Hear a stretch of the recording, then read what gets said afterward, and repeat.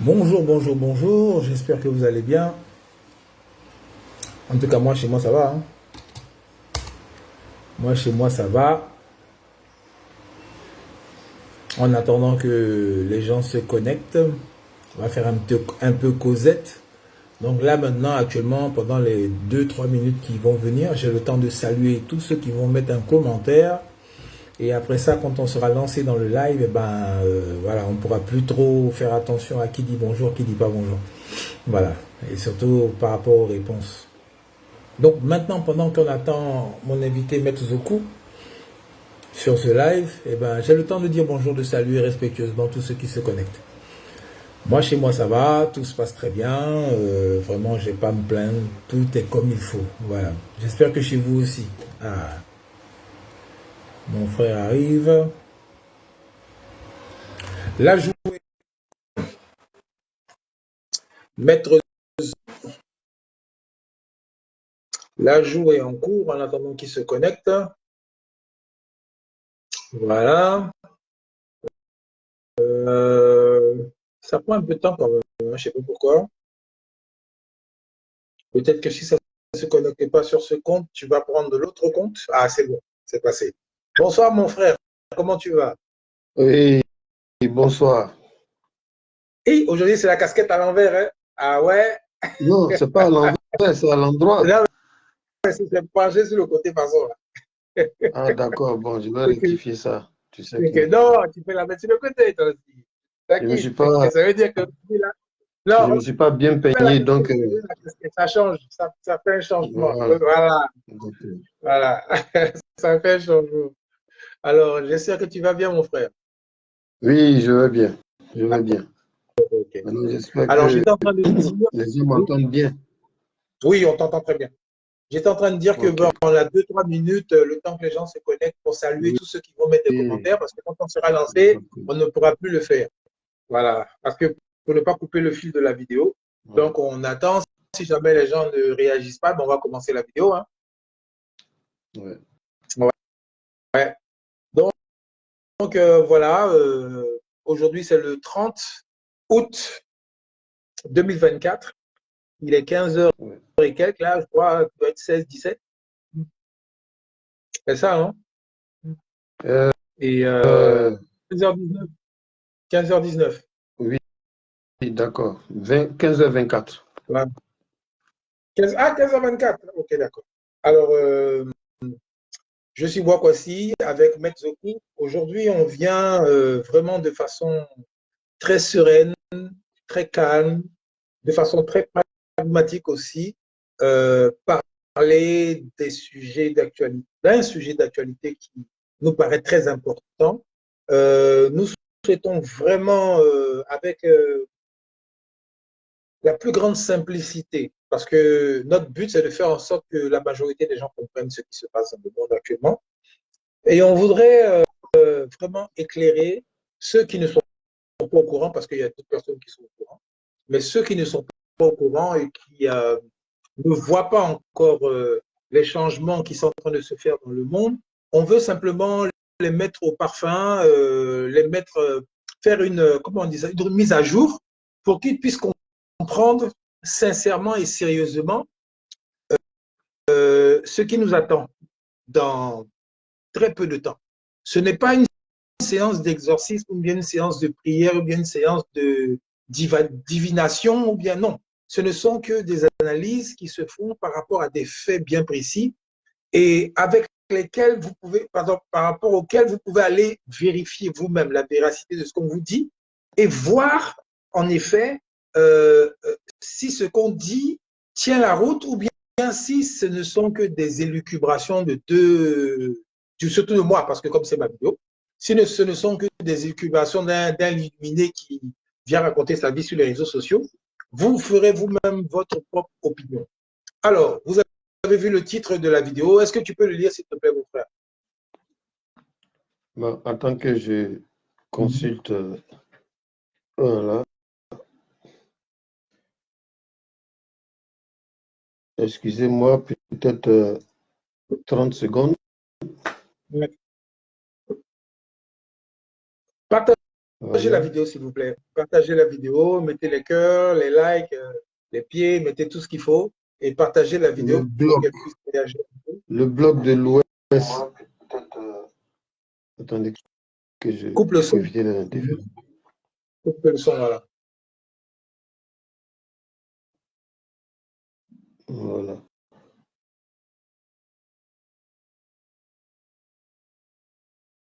Voilà.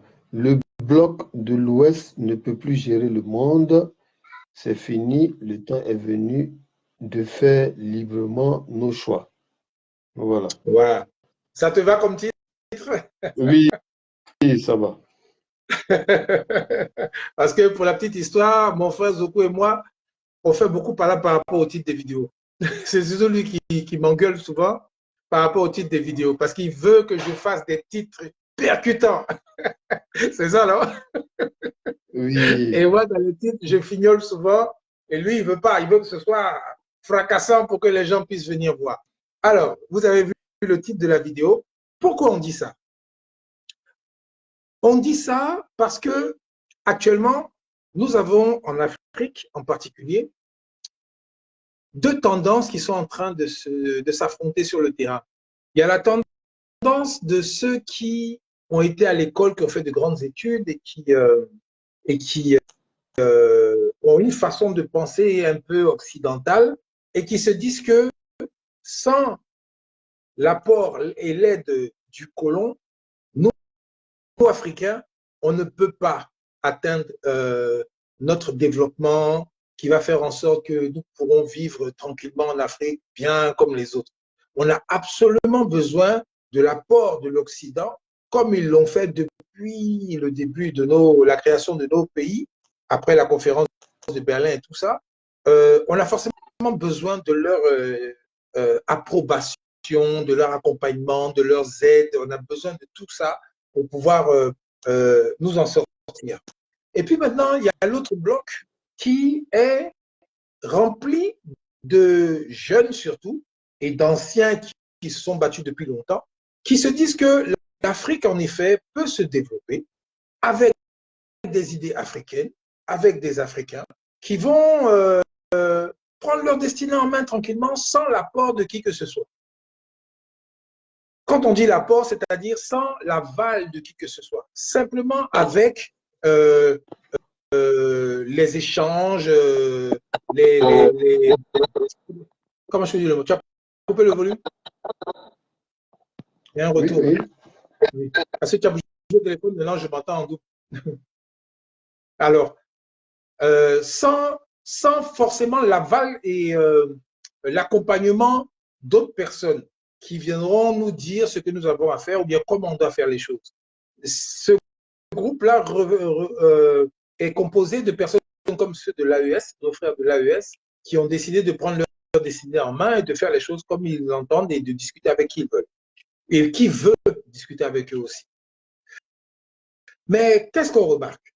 Je commence à parler comme Metzoku maintenant. Qu'est-ce qu'on remarque? C'est que ceux qui font la résistance refusent, ne veulent pas, absolument pas que les choses se passent dans un paradigme qu'eux, ils ne maîtrisent pas, qui ne veulent pas parce qu'ils sont habitués à quelque chose. Et la plupart du temps, ceux qui résistent, ce sont ceux qui sont souvent dans les grands salons en France, dans les grands salons à Washington, dans les grands salons un peu partout dans le monde avec les gens, surtout de l'Ouest, qui dominaient le monde. On peut vous donner des exemples clairs. Hein? Quand vous voyez M. Dramane Ouattara, qui est toujours à Paris, vous voyez M. Tidiane Thiam, qui est avec, de temps en temps, il est au Vatican, après il est à Paris, à l'Élysée avec Macron, après il est avec Bill Gates aux États-Unis, il est à la Convention de temps, avec plein d'autres qui sont, on voit clairement, tranquillement, où les gars s'en vont avec qui ils discutent, avec qui ils échangent et surtout quelle affinité ils ont. Alors que dans la nouvelle configuration africaine actuellement, eh ben, ce temps est révolu pour nous, en tout cas, pour beaucoup d'entre nous qui voulons faire les choses autrement. Ce temps est évolue et on veut vraiment faire notre expérience, faire nos erreurs, faire nos succès nous-mêmes, faire les choses comme il faut. Donc aujourd'hui, on a dit, bon, on va faire une vidéo pour montrer par A plus B avec des faits bien précis, des faits avec des faits bien précis, en quoi est-ce que le bloc occidental qui contient les atlantistes, le NATO, comment dire, l'OTAN et tous ces gens-là, et le bloc maintenant de ceux qui essaient de relever la tête aujourd'hui et qui réclament de toute leur force une certaine souveraineté, une autonomie, pour qu'eux-mêmes ils puissent prendre leurs décisions et faire ce qu'ils ont envie de faire comme ils veulent. On dit que le bloc de l'OTAN est en perte de vitesse et en chute libre même actuellement. Pourquoi on dit ça? Donc, je vais laisser un peu parler mon frère Metzoku, qui va vous mettre un peu dans le jus. Et puis maintenant, au fur et à mesure, on va développer ce dont nous voulons parler actuellement. Ton micro, s'il te plaît. Oui, excusez-moi. J'espère qu'on m'entend bien comme ça. On t'entend bien maintenant. D'accord. Donc, vraiment, merci beaucoup pour l'initiative que tu as prise pour qu'ensemble, on fasse cette vidéo un peu d'éclairage. Comme tu le dis, présentement dans le monde, c'est un bouleversement. C'est-à-dire, même celui qui ne connaît pas à fond la politique et qui de temps en temps jette un coup d'œil sur les médias, on voit qu'il y a un bouleversement avec ce qui se passe en Ukraine, qui focalise l'actualité, avec ce qui se passe en Afrique, au Sahel, où le djihadisme, il a toujours été là depuis une bonne dizaine d'années, mais les derniers développements sont différents. Ça nous montre que quelque chose de nouveau en train de quelque chose de nouveau en train de jaillir. En même temps, en jetant un coup d'œil aux États-Unis, là-bas aussi, il y a des choses qui bougent, des attentats, des prises de position, des punchlines. Donc, le monde est en pleine ébullition sur différents continents. Il faut qu'on remarque que ce sont des choses qui ne sont pas fréquentes.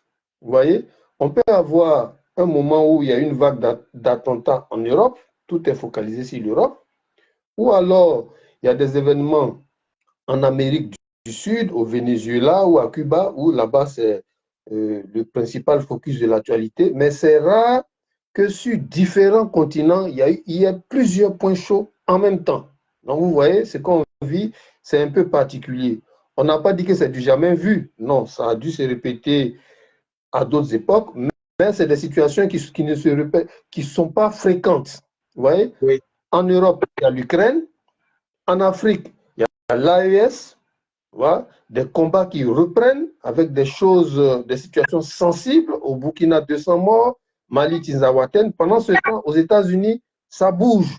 Du jamais vu, quelqu'un qui a déjà été président veut revenir pour être président, victime d'un attentat. Il montre sa bravoure, il revient sur la scène et puis au niveau des médias, ça bouillonne parce qu'on a l'impression qu'on veut tout faire pour l'empêcher. Donc, des points chauds sur différents continents en même temps, c'est ce qu'on remarque. Donc, nous, les Africains, nous, les générations un peu de rupture, il faut qu'on apprenne à lire, à bien lire ce qui se passe, bien comprendre, comprendre les enjeux et puis faire les meilleurs choix. Je crois que c'est dans ce sens-là que Boakwasi a décidé de faire cette vidéo pour faire l'éclairage. Nous, les Africains, qu'est-ce qui nous concerne? C'est ce qui se passe au Sahel. Vous voyez, ce qui se passe au Sahel nous concerne, nous tous, même si, pour le moment, on n'est pas les premiers visés par les djihadistes au Sahel. Mais ça nous concerne, nous tous, parce que pour pouvoir faire taire le Mali, taire le Burkina et taire le Niger, l'OTAN manœuvre sur nos territoires. Vous voyez? Donc, ça nous intéresse.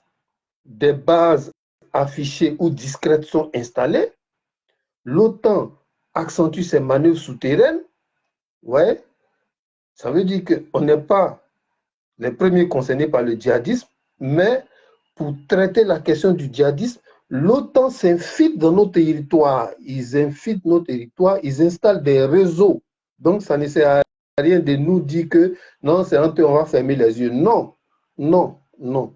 Dès qu'on installe des réseaux dans ton pays pour faire des manœuvres, pour, si tu veux, pouvoir utiliser le djihadisme, on te met en danger. C'est ce que au Burkina, Blaise Compaoré a fait. Il a manœuvré en accord avec les réseaux djihadistes. En ce moment-là, le Burkina était épargné. Mais quelques années après, le Burkina est en deuil. Donc, voilà, on ne va pas faire la politique, la science politique compliquée, non. Mais on vous présente les faits et on vous alerte. Faites attention, sentez-vous concerné. Bon, une fois que ceci est dit, notre but, c'est quoi? Présenter deux situations. Le partenariat occidental et le partenariat russe. Parce que tout ce qui est en train de bouillir dans le monde, dans les trois continents, les points chauds, ça se ramène à ça. Deux partenariats qui sont en train de prendre position. Que vous soyez apolitique ou politique, cette question vous concerne parce que ça concerne les choix de vos leaders. Vous voyez? Ça concerne les choix de vos leaders. Il y a un moment où la neutralité n'existe pas. Tu es obligé de prendre position. Vous voyez? Vous êtes dans un quartier et il y a une série de cambriolages. Tu ne peux pas dire, comme ma maison n'a pas été touchée, les dispositions, les réunions des habitants du quartier pour trouver une solution, tu ne peux pas dire que ça ne te concerne pas. S'il y a une vague de cambriolage dans ton quartier, demain, tu ne sais pas si tu seras la prochaine cible. Donc, quand les gens se réunissent, va là-bas écouter, comprendre ce qu'il y a pour prendre tes dispositions. Donc, voilà dans le système dans lequel on est. On a deux partenariats qui sont en train de s'installer. À un moment, quand l'URSS est tombé, c'était le règne en roue libre de l'Occident. Ils décidaient du contenu des médias, ils nous faisaient croire ce qu'ils ont envie de nous faire croire, ils régnaient sur tous les théâtres. Aujourd'hui, Poutine s'est réveillé, il s'est fâché. Donc, il y a deux partenariats qui sont en compétition. Nous, les Africains, qu'est-ce qu'on fait? Qu'est-ce qui nous arrange? Est-ce qu'on reste neutre pour dire que non, nous, on n'est pas dans un camp, on n'est pas dans l'autre camp? Est-ce qu'on peut prospérer en restant neutre? Si on ne veut pas être neutre, qu'est-ce qu'on fait? On continue dans le précaré français ou bien on fait une démarche claire vers le partenariat russe? Qu'est-ce qu'on fait avec ce monde en pleine mutation? Donc voilà un peu ce qu'on va essayer de développer. Et dans un premier temps, avec les éléments de décryptage que Boakwasi a, il peut commencer à nous parler d'abord du partenariat russe. Parce qu'on a discuté avant l'émission, je lui ai dit, il y a des éléments que toi, tu maîtrises, que l'opinion ne maîtrise pas forcément. Surtout ce qui s'est passé en Tchétchénie. Vous avez entendu quelques années qu'il y a eu des événements en Tchétchénie et l'armée russe est allée intervenir. Ils sont allés intervenir en Tchétchénie. Est-ce que l'intervention de l'armée russe, est-ce que c'est comparable à l'intervention des Français au Mali où on a mis Serval pour aller combattre les djihadistes et quelques années après, on sent que les djihadistes même se sont encore plus étendus. Qu'est-ce que tu peux nous dire de l'intervention des Russes en Tchétchénie, s'il te plaît? Ok. Alors, chers frères, chères sœurs, je voudrais vraiment de façon brève vous expliquer un peu ce qui s'est passé en Tchétchénie. Tu peux fermer ton micro, s'il te plaît? Ce qui s'est passé en Tchétchénie, mais vraiment de façon brève. À l'époque où le président Poutine, Vladimir Poutine, était Premier ministre en Russie, il y a eu un soulèvement des musulmans en Tchétchénie qui ont mis le feu même dans toute la zone et qui agissaient par attentat, par terrorisme, vraiment qui faisaient en sorte que le pouvoir de la Russie puisse disparaître de Tchétchénie et qu'ils puissent avoir leur autonomie. Qu'est-ce qui s'est passé?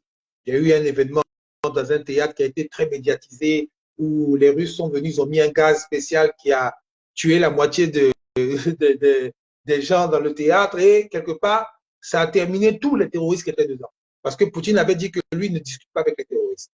Donc, il était vraiment, vraiment, vraiment, vraiment très, très dur avec ceux qui attaquaient les innocents dans les coins sous prétexte qu'ils ont telle cause à défendre, bien telle cause à défendre.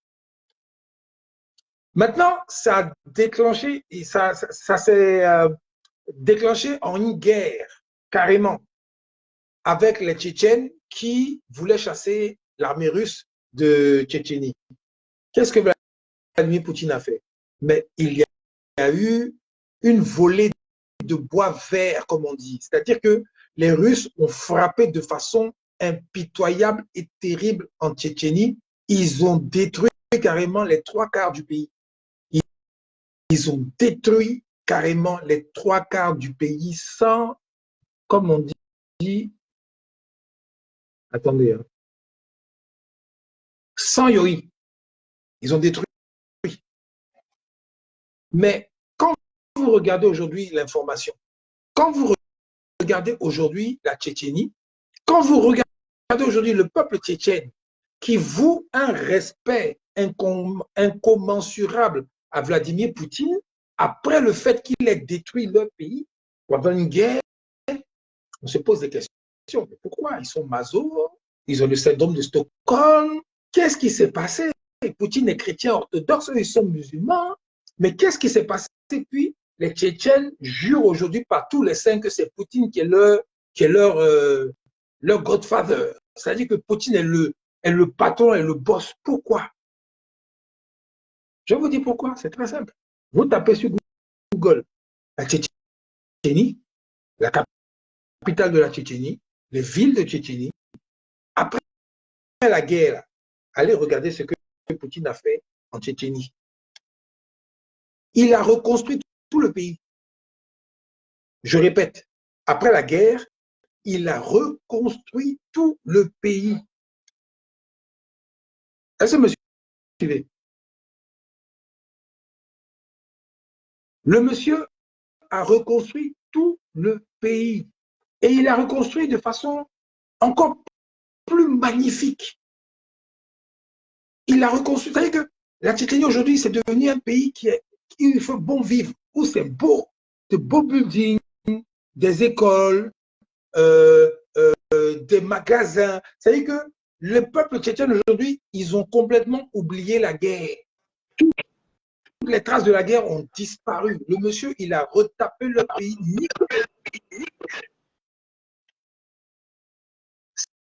Ça, c'est un point qui est hyper important dans le choix des Tchétchènes de supporter la Russie aujourd'hui. Ils ont fait un ramba. Ils ont eu un pas. Ça s'est réglé dans le sang, ça a été très chaud, très violent. Mais 20 ans après, le pays est reconstruit. Nickel, joli. Aujourd'hui, un Tchétchène, si tu lui dis, va attaquer la Russie, à part les petits, on ne peut pas faire l'unanimité totalement, mais dans la généralité, vous dites aux Tchétchènes, qu'est-ce que vous pensez de la Russie? Mais ils vont dire que c'est nos frères, c'est nos gars. C'est nos frères, c'est nos gars. Vous comprenez? Parce que concrètement, sur le terrain, il y a des résultats tangibles.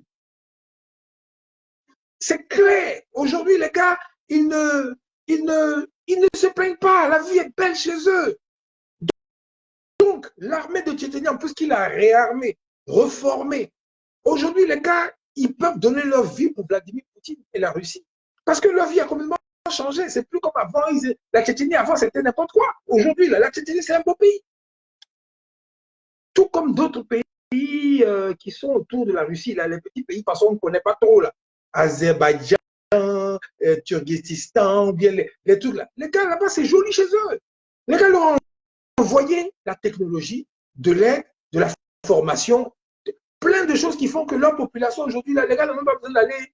Vous n'allez jamais entendre quelque part d'un pays, les gars sont en train de galérer. Non, les gars sont tranquilles chez eux, au calme.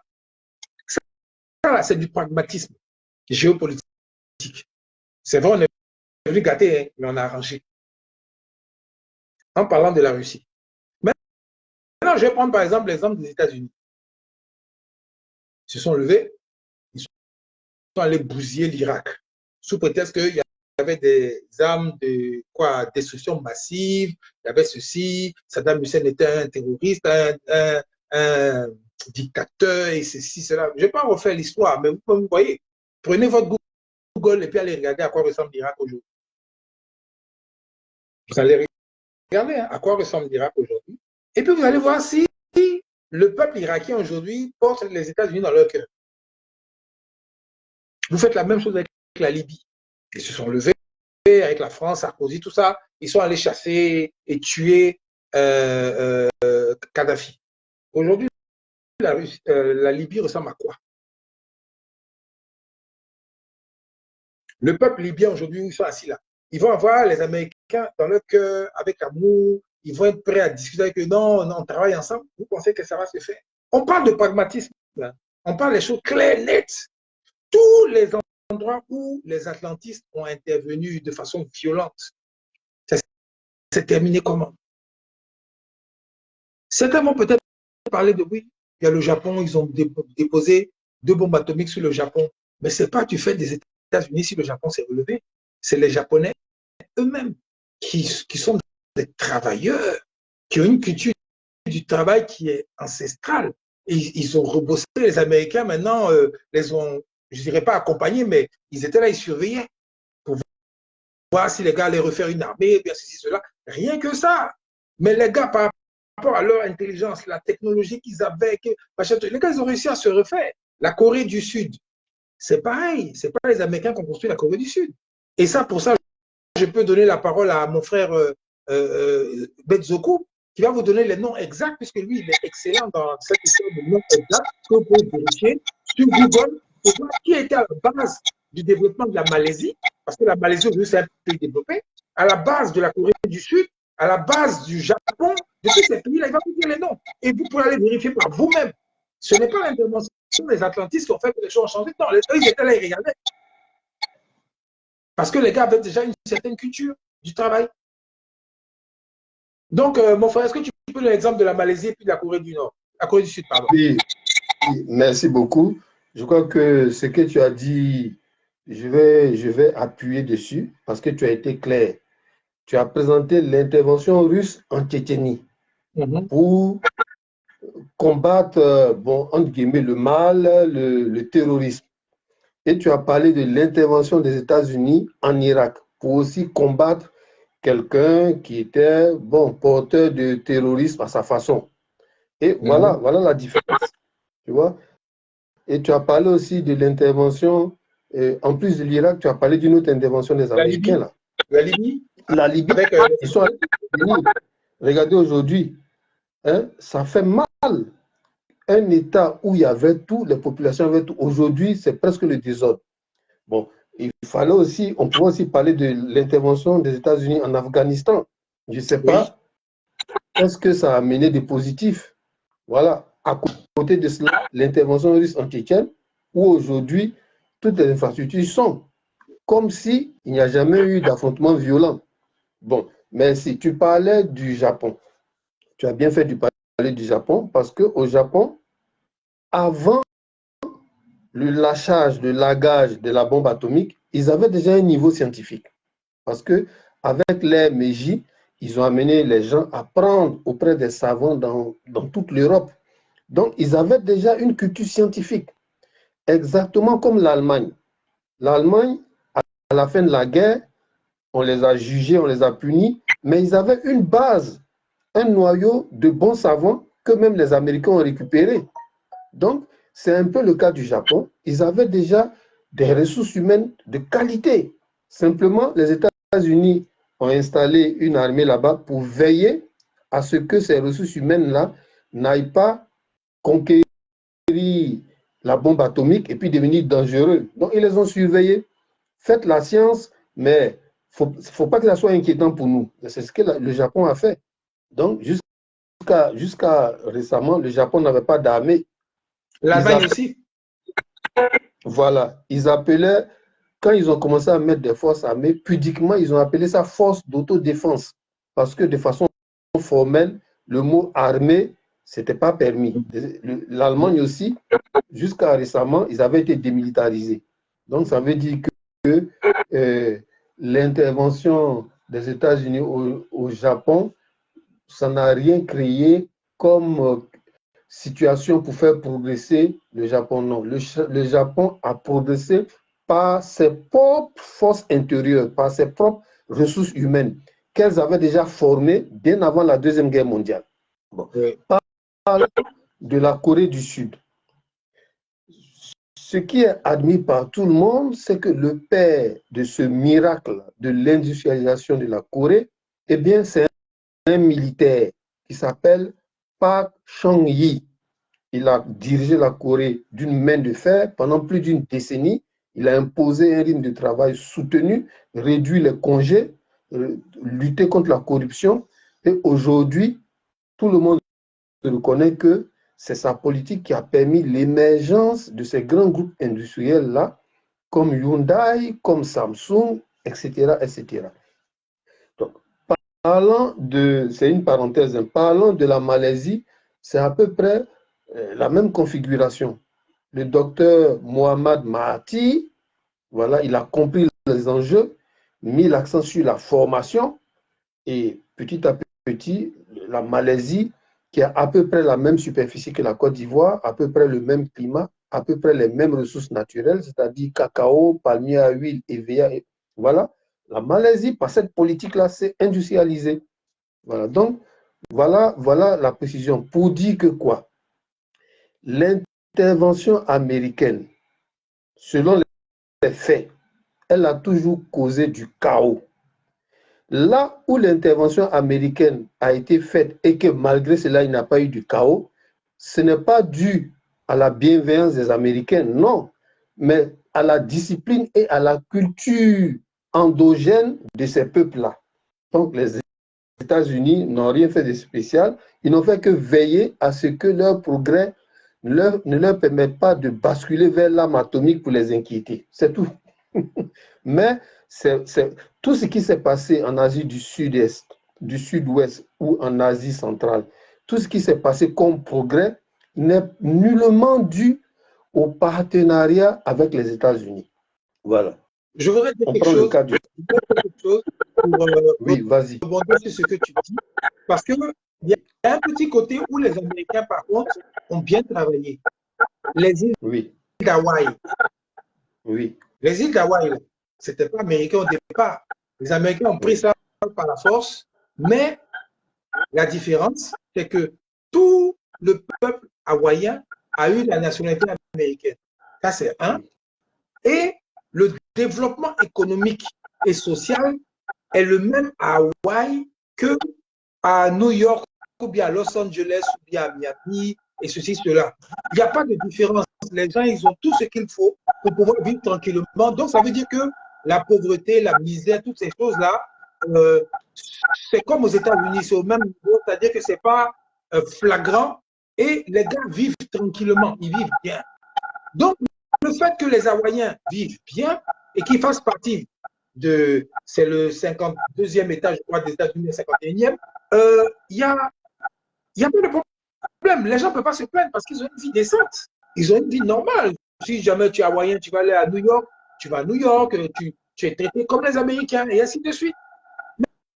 Mais par contre, les autres pays, vous allez intervenir et vous mettez le chaos et que vous ne reconstruisez rien, vous ne faites rien pour que les gens puissent avoir, la population puisse avoir une vie décente, il y a un problème.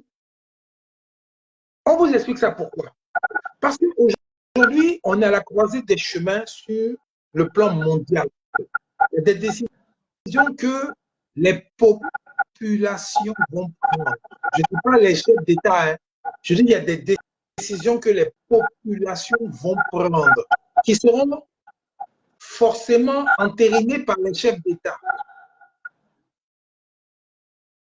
Que ce soit un dictateur ou pas, si le peuple décide d'exiger un minimum de confort vital sur leur territoire, le chef d'État, quelle que soit sa dureté ou bien son dictatoriat ou bien quoi, si le peuple est aidé par le même fait que le chef d'État là ont, c'est terminé pour ces chefs d'État. On rentre dans cette configuration actuellement dont vous parlez. Parce que les populations sont fatiguées de souffrir. Surtout sur la terre de leurs ancêtres où ils sont nés. Ils sont fatigués. Ils ne peuvent plus supporter ça. Grâce à quoi? Grâce à l'information des réseaux sociaux, parce qu'ils voient partout dans le monde qu'il y a des gens qui ont une belle vie, puis eux, ça ne va pas chez eux. Alors que ces pays où les gars ont une belle vie là, ils ne sont pas plus riches qu'eux. Les gens ont l'information que dans notre sous-sol, il y a beaucoup de richesses. Les gens ont l'information que ils ont beaucoup d'informations. Et tout de suite, à l'instant, ils ont ça. Grâce à quoi? L'Internet, les réseaux sociaux. Avant, c'était France 24, RFI qui donnait l'information aux gens. Et puis à l'école, les gens nous disaient, ah, si RFI a dit, c'est que c'est confirmé. Aujourd'hui, là, RFI peut dire quelque chose, c'est à gauche, mais les réseaux sociaux montrent que c'est à droite. Donc, ça fait que l'information est un pouvoir qui éclaire, ouvre l'esprit des plus banals des citoyens. Vous comprenez, non? C'est terminé, ce truc-là. Donc, aujourd'hui, ceux qui sont conscients, ceux qui veulent être conscients, parce que des fois, tu peux être ignorant, mais tu n'es pas bête, tu ne sais pas. Mais quand tu ne sais pas, puis maintenant, tu veux apprendre parce que le monde change et que tu as l'information à t'apporter, tu commences à te documenter, tu commences à te former, tu commences à apprendre, tu commences à comprendre, et quand tu as compris, maintenant, tu veux tout changer. Voilà dans quoi on est maintenant. Il y a une salle tout blanc qui dit qu'ils vont passer pour manger à checker. Ce n'est pas le rapport, mais si tu veux, tu peux intervenir pour nous expliquer ce que tu voulais dire par là. Mais quelque part, on est arrivé à ce stade-là où maintenant chacun doit prendre sa décision, où il veut aller. Malheureusement, je dis bien malheureusement, pour les atlantistes, pour les gens de l'OTAN, pour les gens de la France, l'Angleterre, les États-Unis et tout ça, les malheurs des Africains, je parle factuellement, hein, les malheurs des Africains, ce n'est pas les Russes, ce n'est pas les Chinois. Quand on va dans esclavage là, ce n'est pas les Russes, ce n'est pas les Chinois qui ont commencé. Quand on va dans la colonisation à Berlin, là-bas où se sont partagés l'Afrique, là, ce n'est pas les Russes, ce n'est pas les Chinois. Quand ils ont fait leur colonisation, ils ont tout pris, ils ont commencé à imposer maintenant leur façon de faire les choses, leur culture, tuer notre propre culture, tout ça là. Tuer nos propres gens, pendant que les gens qui ne voulaient pas, qui étaient réfractaires à la colonisation, là, les massacres qu'ils ont fait là, les génocides qu'ils ont créés là, ce n'est pas les Russes, ce n'est pas les Chinois. Vous comprenez? C'est les mêmes là. La domination, ce n'est pas les Russes, ce n'est pas les Chinois, c'est les mêmes là. Est-ce que mon frère Zoku, tu as la vidéo que je t'ai envoyée tout à l'heure, là, tu peux la jouer pour qu'on puisse expliquer aux gens ce que le président de c'était quel pays, du Zimbabwe a dit? Parce que c'est... Même si c'est en anglais, je vais traduire. C'est sur ta tablette, je crois. Regarde sur ta tablette. Non, non, c'est sur le téléphone que j'utilise dans le direct. C'est sur le téléphone que tu utilises dans le direct? Oui, oui, oui, oui. Bon, est-ce que tu peux le transférer sur ta tablette? Même si tu sors, tu reviens? Si je sors, bon, faut pas que ça crée des... C'est une vidéo qui était sur ta page. Qui était sur ma page, oui. Voilà, donc je l'ai partagé sur ma page. Voilà, repasse sur ma page et vous allez écouter ce que le président du Zimbabwe a dit par rapport à leur monnaie qui viennent de changer.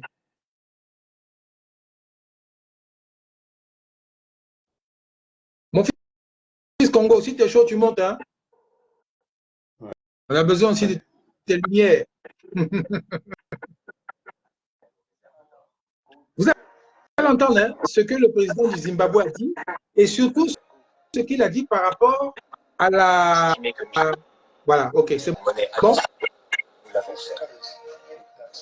Nous souffrons des fluctuations d'une monnaie imposée.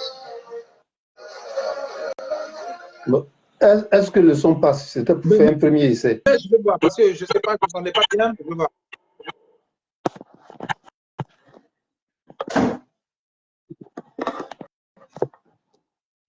À un moment donné, l'inflation pourrait nous retomber dessus.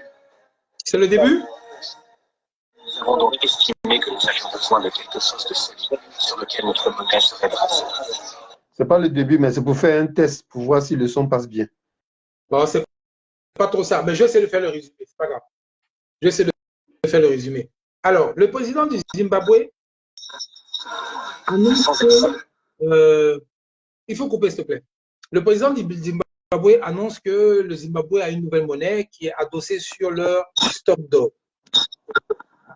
Et il dit vraiment, ils ont fait en sorte avec leurs techniciens, leurs financiers zimbabwéens, de faire en sorte que la monnaie soit vraiment arrimée à leur stock d'or réel. Pas faire des choses qui ne sont pas vraies, mais vraiment axé sur le montant d'or qu'ils ont. Par rapport à ça, maintenant, ça leur a donné une certaine valeur dans leur monnaie. Et aujourd'hui, maintenant, ils n'ont pas de problème par rapport à à l'inflation, à toutes ces choses-là. Les gars ont essayé de rétablir l'équilibre parce qu'il y avait un grand déséquilibre par rapport à l'inflation avec l'ancienne monnaie du Zimbabwe.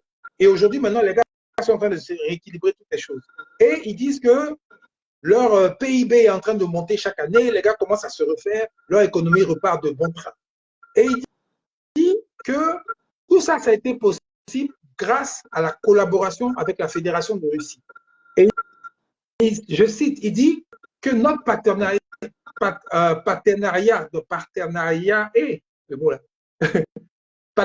avec la Russie est un partenariat de respect, où les Russes n'imposent rien. Les Russes ne proposent que la camaraderie et les échanges clairs qui sont basés sur ce qui a été dit au départ de notre conversation, et ça ne changera jamais.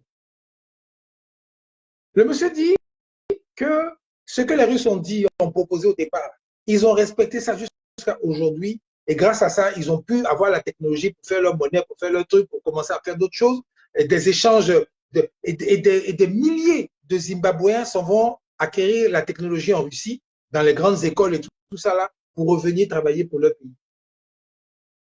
Sans aucun problème. Il n'y a pas d'affaire d'aller d'un visa, tu vas avoir visa ou pas, peut-être non. Les gars leur donnent les choses quand ils ont les aptitudes pour aller faire les études, on leur donne ça sans problème. Ce n'est pas un truc où tu dois passer concours, tu as peur. Non, tu t'en vas. Et puis en plus, on te dit qu'au retour, tu auras du boulot chez toi. Parce qu'il y a des entreprises qui se créent, il y a des choses qui se font. Donc, quelque part dans la population, si ton enfant même, tu es un enfant de poignons, que moi tu as la tête, que tu sais faire des choses, ta maman peut espérer que dans 5 ans, 6 ans, quand tu vas revenir là, tu vas avoir quelque chose pour pouvoir t'occuper d'elle. Donc, elle peut se sacrifier pour ça. Il y a un espoir, il y a quelque chose qui te donne envie de vivre. Le monsieur dit, rien qu'avec ça, là, le partenariat avec leurs amis, leurs camarades russes, les choses sont claires. Ça ne varie pas, ça ne change pas, c'est pas bizarre, c'est pas façon. Et puis, il n'y a pas d'exigence des gars pour te forcer à faire ça, autrement. Non. Maintenant, qu'est-ce qui se passe avec nos frères français? Qu'est-ce qui se passe avec nos frères américains? Je vais laisser Maître Zoku vous donner quelques exemples. Vraiment, désolé, je ne te suivais pas totalement. J'écoutais un peu l'intervention de l'autre, du président zimbabwéen. Qu'est-ce que tu disais là? Je disais que le président zimbabwéen a donné des exemples de coopération claire et franche avec la Russie.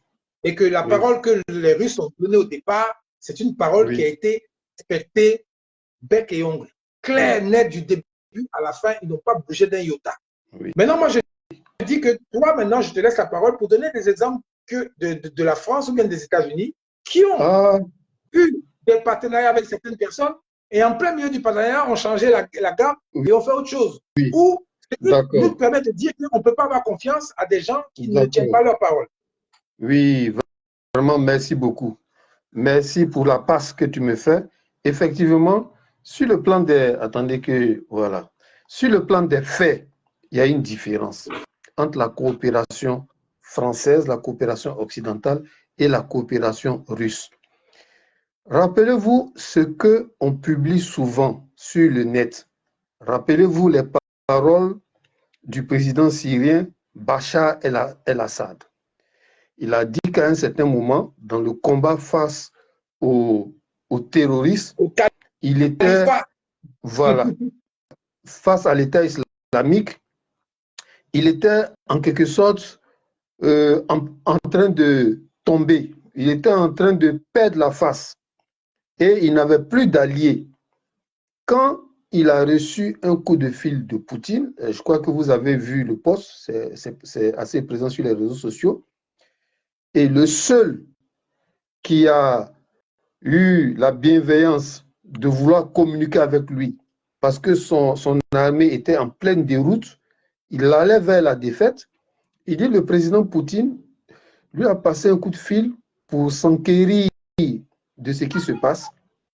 Et quand il a vu que l'armée régulière était sur le point d'être défaite, il lui a simplement dit, sans trop de bavardage, ton pouvoir ne tombera pas.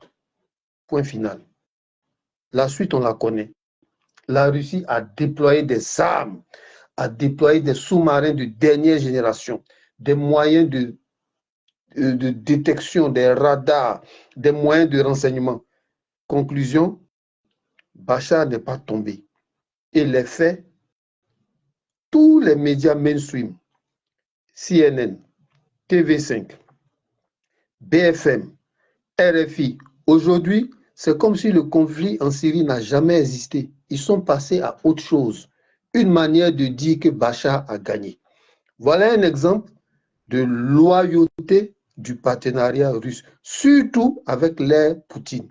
Au téléphone, selon ce qui est rapporté et que vous pouvez voir sur les réseaux sociaux, pas de bavardage, une simple phrase. Ton pouvoir ne tombera pas, point, la suite. Voilà. Comparons cela avec ce que les Français nous ont montré, nous les Ivoiriens. Quand Gbagbo a commencé à déjouer tous les pièges qui étaient contenus dans les négociations, parce que Gbagbo, très vite, il a vu que c'est la France qui est derrière le MPCI. Donc, on a commencé à le balader de capitale en capitale à la recherche des accords. Ça a commencé à Lomé, après ça s'est déporté à Marcoussis, après Accra 1, Accra 2, Pretoria. Tout ce temps-là visait à le dépouiller de ses pouvoirs, faire entrer des rebelles dans le gouvernement, l'amener à se braquer pour dire non, je n'accepte pas ça, et puis profiter de ça pour créer maintenant le conflit. Mais Gbagbo a dribblé tous leurs pièges. Qu'est-ce qui s'est passé? Finalement, n'ayant pas réussi à le pousser à la faute, Chirac le reçoit en visite officielle, où il a même dit qu'il est hébergé à l'hôtel dans le château Georges V, le château qui ne reçoit que les invités de marque de la République française. Gbagbo, je ne sais pas si ton micro est coupé. L'hôtel Georges V. Hôtel Georges V, voilà. Gbagbo a eu droit à ce privilège réservé aux plus, entre guillemets, les plus chanceux, aux plus prestigieux. Voilà. Gbagbo, il a été reçu avec le plus haut prestige que la France puisse recevoir à un chef d'État. Mais qu'est-ce qui s'est passé après? On a détruit tous ces aéronefs au sol. Ça, c'est la duplicité. Ça, c'est le premier épisode avec Chirac. Chirac quitte le pouvoir, Sarkozy arrive et Gbagbo fait une déclaration. Depuis que Sarkozy est là, je dors mieux. Parce que Sarkozy a endossé les accords de Ouaga. Il dit oui, mais nous endossons les accords de Ouaga. Le rapprochement avec Soro qui a fait disparaître cette zone de confiance-là et qui a permis de mettre sur pied le CCI, Centre de commandement intégré, l'état-major pour intégrer les deux armées. Donc Gbagbo, il a commencé à avoir un sommeil apaisé. Mais il ne savait pas ce que Sarkozy lui réservait. Ils ont créé des incidents, le massacre des femmes d'Abou. Ils se sont appuyés sur cette intoxication-là, courir à l'ONU sur la base de cet incident-là qui n'en est pas un, prendre des résolutions à interprétation variable et venir bombarder un palais présidentiel. Même nous, les Ivoiriens, on ne réalise pas que c'est inacceptable.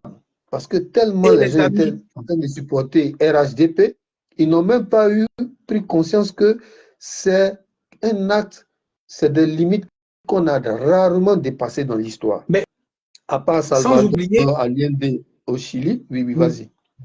Sans oublier les amis socialistes du président Gbagbo. Sa fraternité socialiste qui a dit qu'il est infréquentable à travers la voix de François Hollande. Ils l'ont lâché. Alors que avec Emmanuel, tous les gars là, ils étaient tous ouais, Gbagbo, c'est notre gars, c'est notre frère, on va l'accompagner, l'aider, machin, tout ça. Parce que Gbagbo était très francophile, grâce au Parti socialiste. Mais au dernier moment où Sarkozy voulait maintenant la tête de Gbagbo, là, quel socialiste a parlé? Ils l'ont abandonné comme de la merde, ils l'ont laissé tomber. Il n'y a pas de parole. Vous voyez, par rapport à Vladimir Poutine, quand il dit je suis avec toi du début à la fin. Mais les autres là, quand ils disent quelque chose, en plein milieu du chemin, ils peuvent changer, te mettre des trucs. Mais comment est-ce qu'aujourd'hui, nous là, on peut faire confiance à des gens comme ça, en ce qui concerne l'avenir de l'Afrique, en ce qui concerne l'avenir de nos enfants, en ce qui concerne tout ce que nous voulons faire? Comment on peut avoir confiance?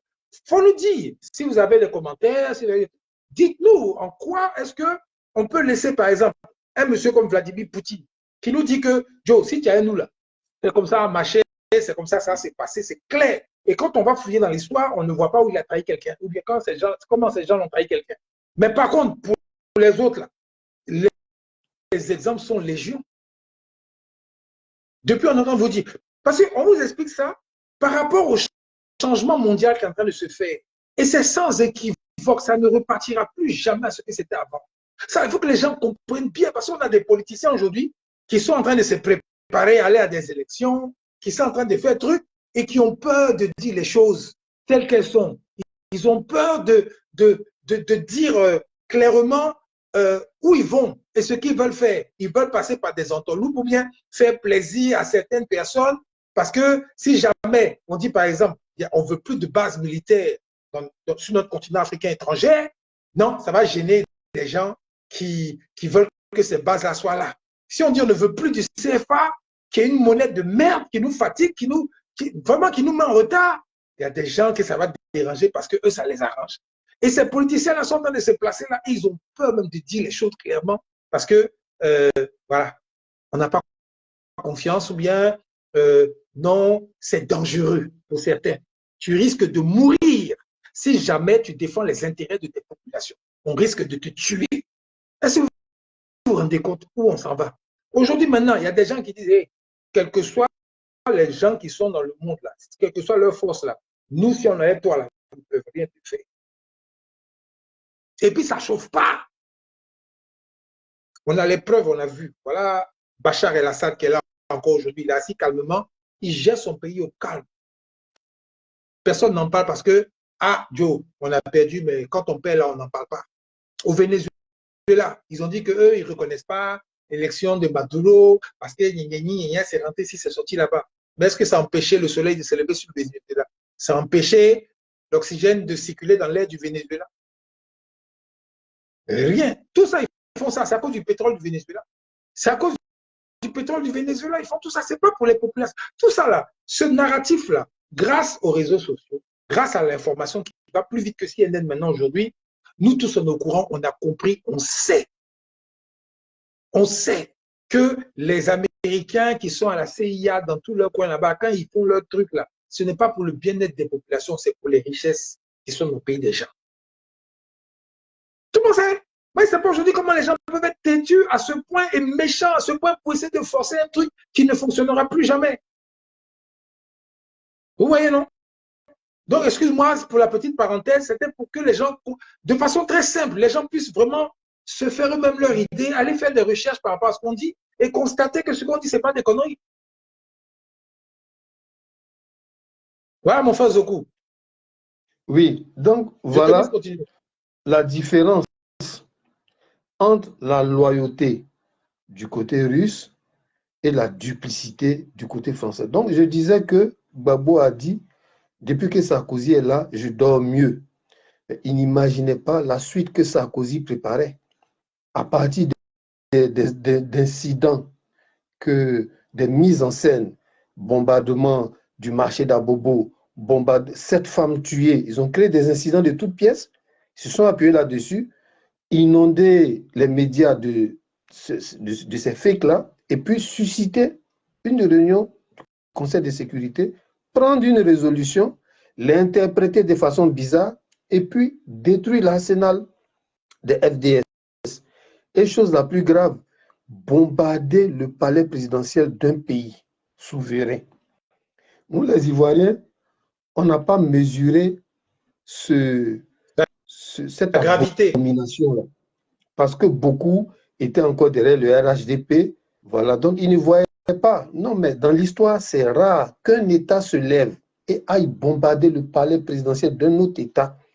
Mais c'est de l'inacceptable. Ça a été rare, à part le cas de la Salvatore Syrie, Allende. où Salvatore Allende, en 1973, je crois, a été a été délogé de son palais, assassiné à l'intérieur de son palais. Vous trouvez rarement un autre exemple en dehors de la Côte d'Ivoire. Donc, voilà un peu des exemples. L'autre exemple, pour parler de la duplicité du partenariat français, regardez au Mali. D'abord, avant d'aller au Mali, revenons encore en Côte d'Ivoire. Qu'est-ce que Laurent Gbagbo a dit?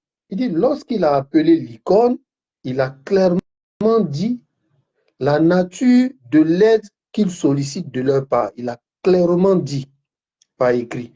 Mais qu'est-ce qui s'est passé? Il dit, à sa grande surprise, quand ils sont arrivés, ils ont créé la zone de confiance, qui, dans les faits, faisait pas partie voilà, ça faisait pas partie du plan qui a été convenu.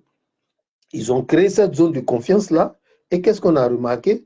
Les rebelles quittaient tranquillement dans leur zone, traversaient la zone de confiance et commettaient des exactions au nez et à la barbe des éléments de l'icône. Plusieurs témoignages des populations ont dit que les rebelles venaient dans l'indifférence des forces françaises qui ne faisaient rien pour protéger les populations civiles. Donc, voilà un exemple de duplicité. Deuxièmement, allons au Mali. Allons au Mali. Comment vous pouvez concevoir que autant de la transition assurée par Diakounda, voilà, après Aya Sanogo, après le pouvoir d'Aya Sanogo, il y a Diakounda qui est venu, voilà, Diakounda qui est venu assurer la transition, et c'est sous le règne de Diakounda qu'ils ont fait appel à l'armée française pour l'opération Céval. Voilà. Comment vous pouvez comprendre que la lettre qui sollicite la France, la lettre officiellement qui sollicite la France pour intervenir, pour soutenir le Mali face aux djihadistes, cette lettre-là ne figure pas dans les données de l'État malien. Cette lettre-là, pour la retrouver, il faut aller sur le territoire français. C'est là-bas qu'ils ont pu avoir une copie de la lettre. Une lettre officielle, ça doit figurer dans le chiffre de l'État malien. Ça, c'est un. Et de deux, qu'est-ce qu'il a été dit avec les explications de Goïta et autres? Il a été dit que la France, l'aide que Diakounda, je ne sais pas, Traoré, excusez-moi si je ne prononce pas bien son nom, il avait demandé un appui en renseignement et un appui aérien. Ils sont venus installer une force terrestre. Mais le Mali était dans une posture de faiblesse, ne pouvait pas se révolter, était obligé de faire avec.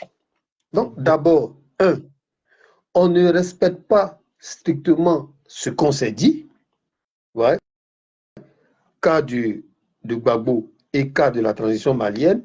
Et de deux, lorsqu'on achemine nos forces sur le territoire qui nous appelle, quelles sont les conséquences au Mali? Le terrorisme qui ne prenait qu'une certaine partie du territoire, 20 à 30%, s'est étendu jusqu'à prendre maintenant 80%. Vous voyez? Bon, quand on prend le Burkina Faso, qu'est-ce qu'on remarque? Le Burkina Faso avait des difficultés et essayait de régler la question avec le partenariat français, avec le dispositif SAB. Mais c'était toujours pénible. Il y avait toujours des attaques, des djihadistes, des incursions dans les villages, déplacement des populations. Mais qu'est-ce qu'on a remarqué? Dès qu'ils ont demandé le départ du dispositif SAB, quelques semaines après, pour la première fois, sur la télévision burkinabé, on voit des frappes aériennes de drones. Donc, qu'est-ce qu'on va dire? Il aurait fallu que les Français partent pour qu'on découvre cette nouvelle façon de mener la guerre. Donc, c'est les Français qui empêchaient l'usage des vecteurs aériens. Parce que dans la guerre contre les djihadistes, que ce soit au Mali ou au Burkina, mais qu'est-ce qu'on note pour l'observateur? L'avantage est donné par les vecteurs aériens. Donc, les drones existaient, et puis les rebelles, les djihadistes, fatiguaient ces territoires. Les drones existaient, et il a fallu que ça disparaisse subitement pour qu'apparaissent les drones. Si bien que le journal télévisé de la RTV, la télévision burkinabé, a commencé à être la chaîne la plus suivie. Avec les commentaires du célèbre commentateur, les opérations se poursuivent. Ils sont verrouillés et frappés avec succès. C'est devenu habituel. Oh, donc c'était possible. Ah, c'est la présence des Français qui empêchait ça alors. Voilà un exemple de duplicité.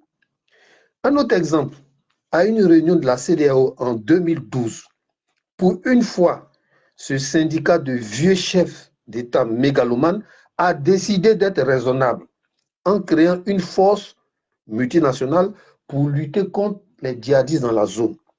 Quand ils ont décidé de cette force et de l'effectif que devait avoir cette force, la première objection est venue d'Alain Juppé, alors ministre des Affaires étrangères, qui a trouvé que non, on n'avait pas besoin de tant d'effectifs pour combattre le djihadisme. Mais est-ce que, quand vous réfléchissez, même avec une réflexion de quelqu'un qui s'est arrêté au CP2, des djihadistes viennent, ils conquièrent des territoires, ils imposent la charia, ils font même des amputations qui sont filmées, des populations sont déplacées, il y a les écoles, les années scolaires sont arrêtées, les populations déplacées, il n'y a plus de centres de santé pour soulager les populations, l'activité économique est arrêtée.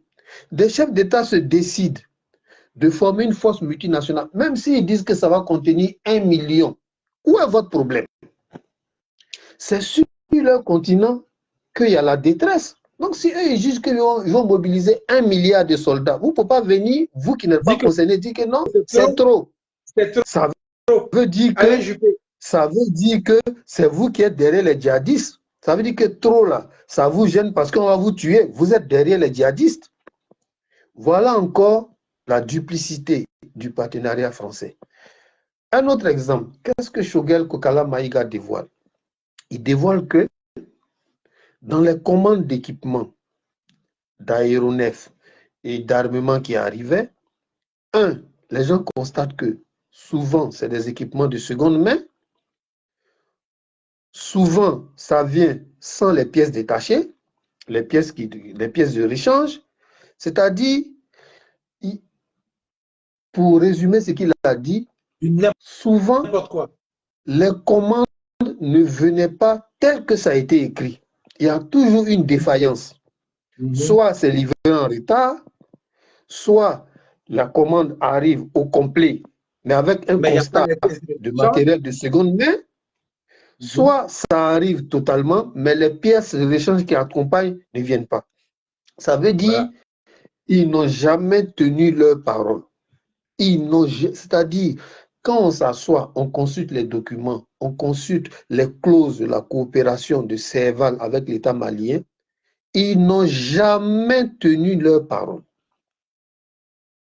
Vous voyez? Donc, le partenariat français, le partenariat occidental, il y a une nette différence avec le partenariat russe. Un autre élément pour établir la différence, qu'est-ce que le président zimbabwéen dit? Il a parlé de la monnaie, ils vont créer leur monnaie, ça, Bouakosi l'a développé. Mais après la monnaie, il a parlé du partenaire russe. Il dit, ce partenariat se fait dans l'amitié, dans la camaraderie, dans la fraternité. Regardez les 3 mots là. Il pouvait utiliser un seul mot. Mais tellement il est content de ce que ça lui rapporte qu'il multiplie les synonymes. Partenariat dans l'amitié, dans la camaraderie, dans la fraternité. Un noir qui parle de fraternité avec un blanc, c'est qu'il est vraiment satisfait. Hein? Permettez-moi la digression. C'est comme après une séance de Maploli, la femme, elle est tellement satisfaite, mais elle va te dire, mais non, Après Jésus, c'est toi dans ma vie. Si elle est musulmane, elle va dire que non. Après Mahomet, le bonheur vient de toi. Parce qu'elle sait plus ce qu'elle va dire. C'est ce qui arrive à Nangagwa de Zimbabwe. Et il dit qu'ils emmènent des centaines de Zimbabwéens se faire former en Russie. Et jusqu'actuellement, il est satisfait du partenariat russe parce qu'ils ont tenu parole. Donc, voilà ce que je peux dire en conclusion. Voilà le tableau qui est dressé. D'un côté, le partenariat russe, de l'autre côté, le partenariat français ou encore partenariat occidental. Je vais vous faire une petite remarque. Ça fait bientôt plusieurs années que les Russes sont présents en Afrique, en Centrafrique, au Mali.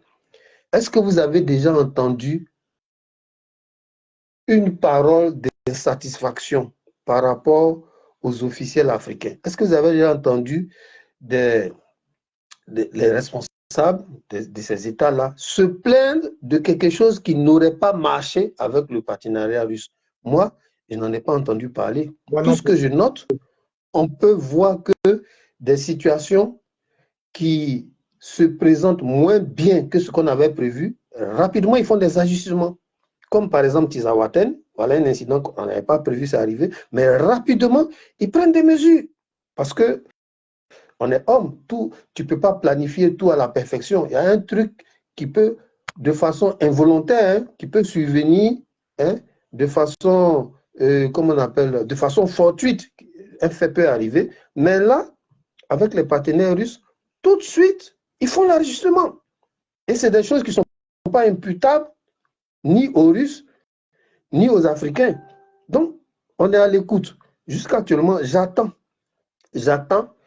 la petite parole venant des autorités africaines pour se plaindre que les Russes n'ont pas fait telle chose comme il avait dit. Jusqu'à aujourd'hui, on n'entend rien dans ce sens.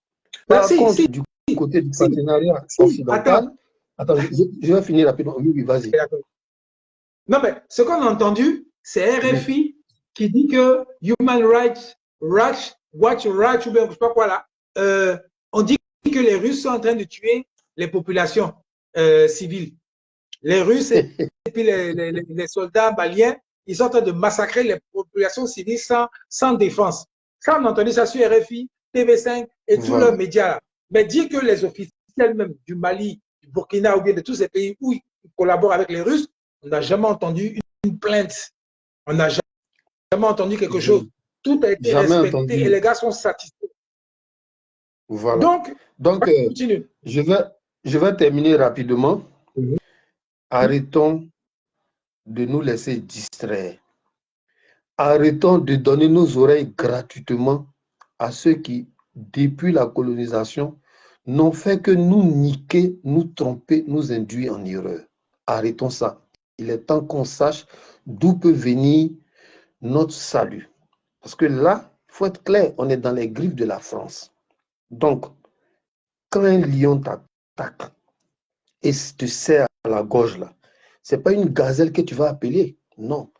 Soit c'est un autre lion, ou bien un tigre, ou bien une panthère. C'est comme ça. Un ours. Quand une puissance nucléaire te tient à la gorge, parce que, faut être clair, tu n'aimes pas la France, mais tu reconnais que c'est une puissance nucléaire. Au moins ça. On reconnaît que c'est une puissance nucléaire, et puis c'est la première armée de terre au monde, du point de vue des effectifs, jusqu'à une période récente, je ne sais pas les dernières statistiques, mais c'était la première armée de terre au monde, et c'est une puissance nucléaire. Donc, quand une telle puissance te tient à la gorge, tu ne peux pas recourir à une demi-puissance. Je veux dire que tu ne peux pas appeler le Brésil, tu ne peux pas appeler l'Inde, même Venezuela. Bon, c'est pas mal, mais c'est insuffisant. Il faut les Russes. Il faut l'opposé de la même puissance. C'est pour ça que les gens s'alignent sur les Russes. Ce n'est pas parce qu'ils sont à la recherche de maîtres. Non, ce n'est pas ça. Ce n'est pas ça. Ce n'est pas lucidité. Dans l'urgence là, tu les appelles. Après, tu vas commencer à mettre un programme de formation de tes citoyens pour être au niveau scientifique. Mais dans l'urgence là, où il y a le feu, pipi, tu mets dessus. L'eau sale, tu mets dessus. L'eau de marigot, tu mets dessus. L'eau de soda, tu mets dessus. la quantité d'eau la plus proche, c'est ça que tu t'en vas chercher. Et là, dans l'incendie qu'on est en train de vivre là, la quantité d'eau la plus proche s'appelle Poutine. Lui-même, il veut les Babougou. Donc, tout raisonnement intellectuel du genre Arthur Banga, du genre professeur Dion, ce n'est rien d'autre que de la dérobade pour être gentil et de la lâcheté pour être véridique. Bon, quoi, si je te laisse continuer. Donc, aujourd'hui, nous avons deux blocs. On a l'habitude de dire qu'ils s'affrontent. Bonjour à tous ceux qui sont venus se connecter, Lorraine Palou, maman, tous les autres, vraiment merci, bonjour d'être là. Merci pour le partage et tout ça. Vraiment, merci beaucoup. C'est très important parce qu'il faut que la majorité des citoyens, avant ce qui arrive, il faut qu'ils soient au courant de ça. Il faut qu'ils aient les idées claires. C'est pour ça que nous faisons cette vidéo-là de façon très simple, pour que les gens puissent comprendre les vrais enjeux qui sont en train de venir. Ce n'est pas encore arrivé, hein, mais c'est imminent. C'est imminent. On ne pourra pas dire demain que non, on n'est pas au courant, on n'a pas appris. Non, non, non, non, non. On vous dit qu'il y a un changement qui est en train de se faire qui est inéluctable, qui est irréversible. Les gens ne peuvent plus, les gens de l'OTAN d'avant, ils ne peuvent plus rien faire. C'est terminé, c'est mort. La seule chose qu'ils peuvent faire, c'est essayer de sauver les meubles, et c'est ce que Donald Trump veut faire. Par exemple, je fais une petite digression rapide par rapport aux élections des États-Unis. Donald Trump, c'est l'homme d'affaires qui vient et qui veut faire un peu comme Poutine a fait en Russie à l'époque de l'URSS. Quand l'URSS s'est désagrégée, là, parce que l'URSS était un peu partout, les gars étaient partout, les soviétiques étaient partout, ils ne peuvent pas tout diriger. Partout dans le monde, les gens commencent à les combattre un peu dans les petits pays, jusqu'à ça entraîner la chute du mur de Berlin. Et là, maintenant, la Russie s'est repliée sur elle-même. Et c'est là que Poutine est venu, il a dit, Joe, qu'est-ce qu'on a allé même aller chercher, prendre partout là? Restons entre nous, on n'a qu'à bien travailler entre nous, on n'a qu'à refaire notre armée, refaire notre économie, refaire nos trucs, on a tout ce qu'il faut comme matière première. Travaillons, on a les scientifiques. Et c'est ce que Poutine a fait pendant 20 ans. Aujourd'hui, maintenant, les gars, ils sont devenus les plus forts. Il y a même, c'est pas waouh.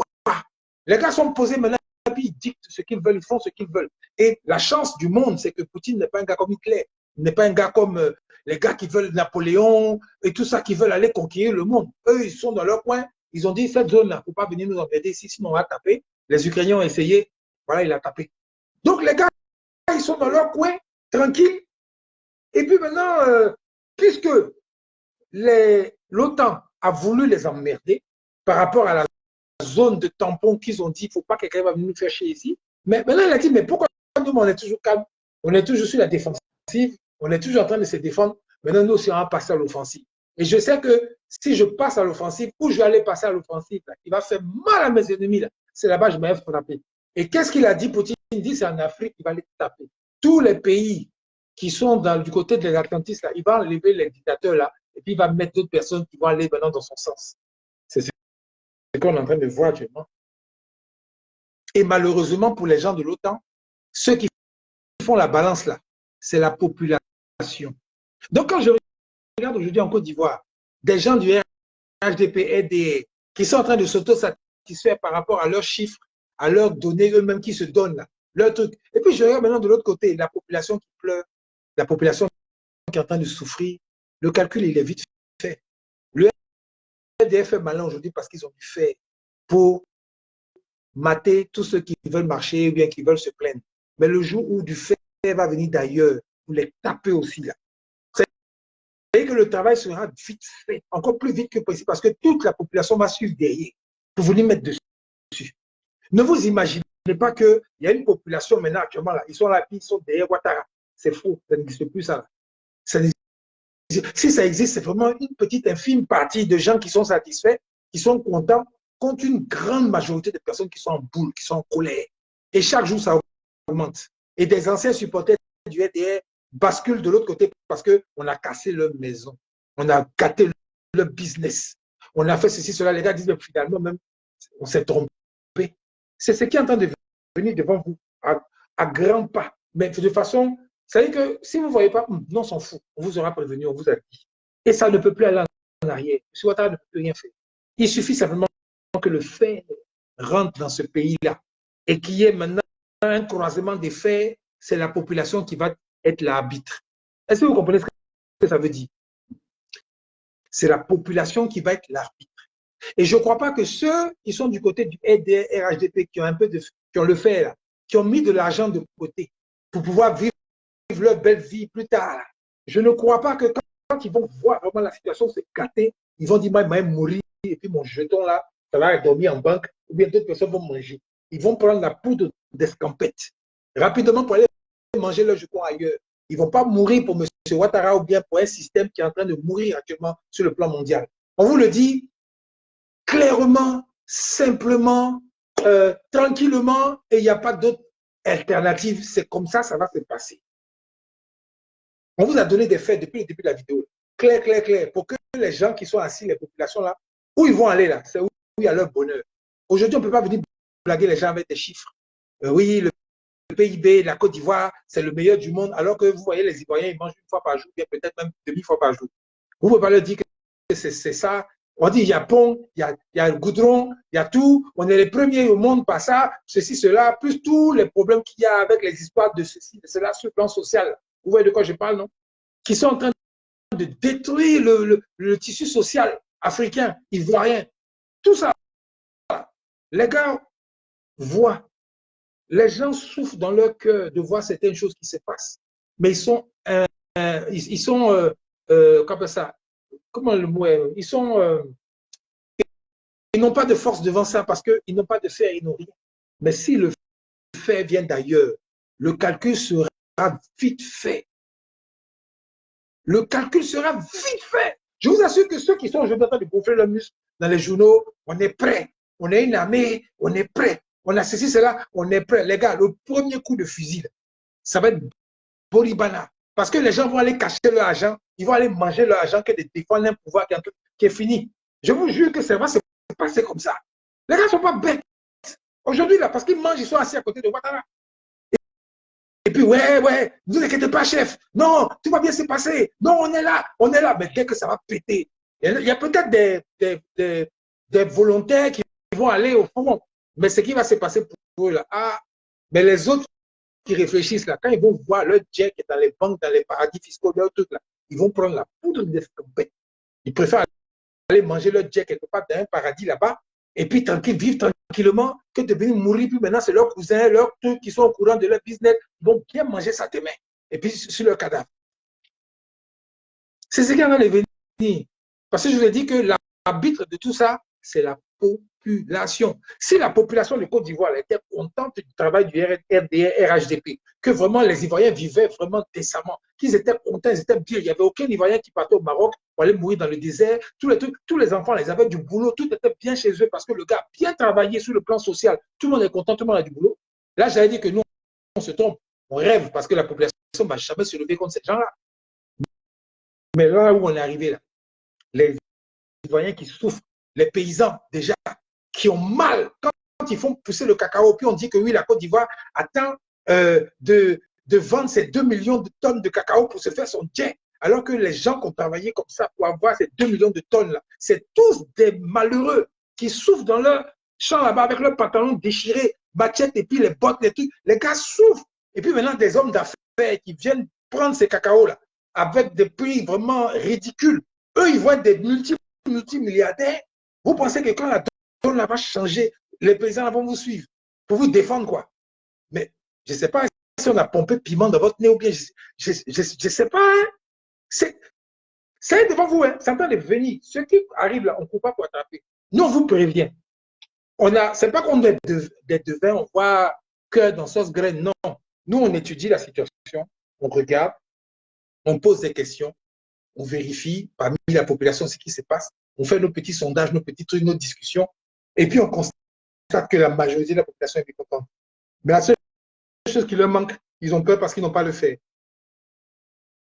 Mais si jamais, je répète encore une fois, le fait vient de quelque part et qu'il y a croisement, la population va aller du côté de ceux qui les arrangent. On vous a prévenu à bon entendeur. Salut. Vas-y, mon frère. Moi, je vais peut-être te décevoir et décevoir nos amis. Je n'ai plus rien à dire. Je crois que globalement, tout a été dit. Hein? Voilà.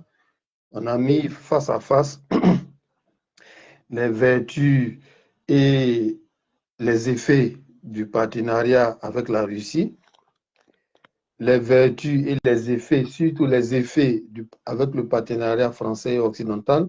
Et je crois que la conclusion s'impose d'elle-même. Voilà, moi, tout ce que je vais dire, c'est de remercier tous ceux qui nous ont suivis. Voilà, et puis bon, essaie de voir un autre thème qu'on peut développer pour les prochaines vidéos.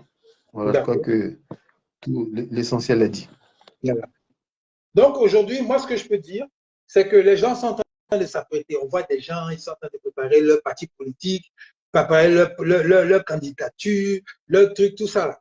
C'est bien beau, hein? Non, regarde. Mais la population, actuellement, là, quand ils ont vu les autres populations derrière leurs chefs qui sont en train de changer leur vie, là, les Ivoiriens, normalement, qui sont censés, ils ont envie d'avoir une vie décente. Ils savent que leur pays là est riche, que si jamais c'est bien géré, ils peuvent avoir un peu à manger. Ça, ils sont conscients de ça. Donc, ils attendent les chefs politiques, ils attendent les personnalités vraiment qui veulent vraiment prendre les rênes de ce pays-là. Ils attendent des gens courageux, des gens honnêtes, des gens dignes, des gens droits, qui vont dire exactement ce qui est de la situation, sans passer par des entourloupes ou bien des blagues tuées, des choses un peu bizarres qui vont faire que les gens vont... C'est-à-dire que les gens prennent tellement les populations ivoiriennes pour des idiots, ils prennent tellement les Ivoiriens dans leur généralité là, pour des gens qui ne réfléchissent pas trop. Si on leur fait croire qu'on a un gros carnet d'adresses, on leur dit que oui, on a beaucoup d'argent. On leur dit que oui, on est intelligent parce qu'on a plein de diplômes. On leur dit que oui, nous là, c'est nous, par exemple, que les gens là veulent voir au pouvoir. Quand ils pensent que les populations vont suivre des gens comme ça aujourd'hui, après le phénomène Ouattara qui est passé devant nous, puis on a tout vu, on a compris. S'ils pensent que 2 fois, les Ivoiriens vont se faire avoir par ce même système, cette même façon de faire, les gars, vous avez tiré à terre, je vous préviens dès maintenant, changez de fusil d'épaule. Commencez à voir d'abord les intérêts des populations. Commencez à vous battre courageusement, parce que quand on fait la politique, c'est pour le meilleur ou bien pour le pire. Ce n'est pas pour le meilleur seulement. Ce n'est pas pour le meilleur seulement. C'est-à-dire que si tu es prêt à défendre tes populations, il ne faut pas avoir peur de mourir par rapport à tes convictions. Il ne faut pas avoir peur d'avoir un problème parce que tu as dit quelque chose que tu penses. Ce temps est fini. Les populations veulent des gens qui vont leur donner l'exemple de personnes courageuses, dignes, intelligentes et droites dans leurs bottes. Donc, on sait déjà que le franc CFA, c'est une misère pour nous, c'est une merde. Il n'y a pas quelqu'un qui a venu nous dire le contraire ici. On dit que les armées étrangères, là, qui sont en train de nous surveiller, qui sont à nos aéroports, machin, truc, qui filtrent, qui rentrent, qui sortent de notre pays, bien, qui filtrent nos ports, enfin, qui sont en train de nous effrayer, c'est terminé, on n'en veut plus. Le politicien qui ne pourra pas dire ça clairement devant toute la population, surtout la jeunesse ivoirienne, c'est pas la peine de te fatiguer de dépenser ton argent. Je te le dis aujourd'hui, je vous le dis aujourd'hui clairement. Hein. Maintenant, si vous ne croyez pas, on va voir ce qui va se passer. Je vous remercie. C'est François Maquet, Gourou, big up à toi. Merci à tout le monde d'avoir participé, d'avoir partagé la vidéo, pour tous ceux qui ont pu partager la vidéo. Et puis, on se retrouve dans un autre sujet. On a essayé de faire de notre mieux pour vous expliquer à peu près où on s'en va, hein, où le monde s'en va, où les choses s'en vont. Donald Trump gagne aux États-Unis les prochaines élections. Il va se replier comme on vous a prévenu. Vous allez voir vous-même. Et ce qui fait que les gens sont un peu sur lui, là, c'est tous les affairistes qui ont des affaires dans le monde. Là. C'est eux qui ont peur que les affaires tombent parce que Donald Trump va replier l'Amérique sur elle-même et garder leur argent pour eux-mêmes. Ça, c'est clair. Ils ne vont plus chercher à aller dépenser l'argent bêtement, à défendre d'autres personnes, puis à aller conquérir d'autres territoires. Ils vont garder l'argent pour eux-mêmes, comme Poutine l'a fait en Russie. C'est ce qui est en train de venir. Donc, ça veut dire que les gens de l'OTAN, là, ils n'auront plus l'appui des Américains pour faire tout ça. Là. Les gars vont se démerder eux-mêmes. Et sans les Américains, les gars ne peuvent rien. On vous dit ce qui est en train de venir. Maintenant, Poutine lui-même, il a décidé de venir maintenant dans les pays où les gens sont faibles et puis de les aider à devenir maintenant autonomes. Ouais, non? Donc, les gens qui veulent être autonomes, là, contre les gens qui ne veulent pas être autonomes, là, faites le ratio vous-même, vous allez voir ce qui va se passer. Bonsoir. Peace.